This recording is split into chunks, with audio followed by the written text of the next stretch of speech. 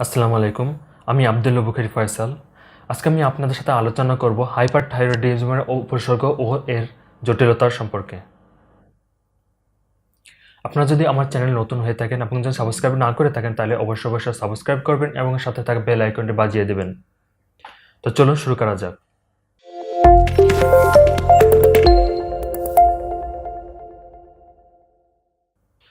হাইপোথাইরয়েডিজমের কারণে যে সমস্ত উপসর্গ এবং জটিলতা দেখা যায় সেগুলো হলো মেজাজে পরিবর্তন আসে, স্মৃতিশক্তি হ্রাস পায়, ক্লান্তিবোধ চেপে বসে, মুখ ফুলে যেতে পারে, চুল পড়তে পারে, ঠান্ডা লাগতে পারে, ওজন বেড়ে যেতে পারে, লিপিড বেড়ে যেতে পারে, পেশিতে টান পড়তে পারে, গাঁটে গাঁটে ব্যথা হতে পারে, কোষ্ঠকাঠিন্য হতে পারে এবং এমনকি বন্ধ্যাত্ব পর্যন্ত হতে পারে।